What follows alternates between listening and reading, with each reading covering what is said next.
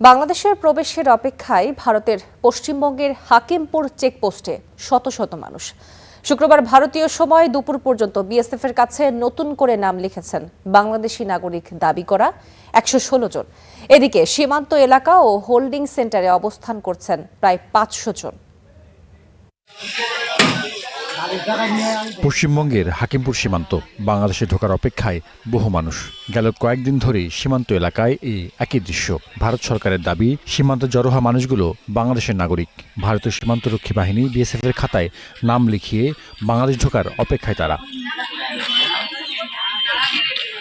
নাম ঠিকানা সংগ্রহ করার পাশাপাশি বায়োমেট্রিক ফুটপ্রিন্টও নেওয়া হচ্ছে তাদের। স্থানীয় সংবাদ মাধ্যমের খবরে বলা হচ্ছে, বাংলাদেশি হওয়ার প্রমাণপত্র থাকলে সেই তথ্যের রেকর্ড রাখা হচ্ছে। এরপর সেসব তথ্য যাচাই বাছাই করতে তুলে দেওয়া হচ্ছে বিজিবির হাতে। এখন আমাদের বাংলাদেশে চলে যেতে বলেছে, আমরা পাহাড়ে চলে যাব।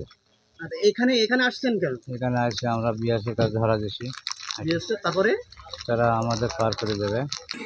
এদিকে হাকিমপুর, স্বরূপনগর বাজার ও তেঁতুলিয়া সীমান্ত এলাকায় তৈরি করা 4টি হোল্ডিং সেন্টারে রাখা হয়েছে বাংলাদেশ ফেরার অপেক্ষায় থাকা অন্তত 350 জনকে। থাকতে দিচ্ছে না, তাই কি এই জায়গায় আইসি। আর হ্যাঁ, তারপরে বিএসএফ ওই লিখি ভুড়ে দিলে লিখে যে বাংলাদেশে দেব। বিএসএফ বলেছে বাংলাদেশে দিয়ে দেবো বলেছে। হ্যাঁ হ্যাঁ, এসব মানুষের দাবি, বিভিন্ন সময় সীমান্ত দিয়ে দালালের মাধ্যমে ভারতে প্রবেশ করেছিলেন তারা। মিডিয়ায় দেওয়া বক্তব্য অনুযায়ী ভারতে গিয়ে কেউ কেউ শ্রমিক ও পরিচারিকার কাজ করতেন।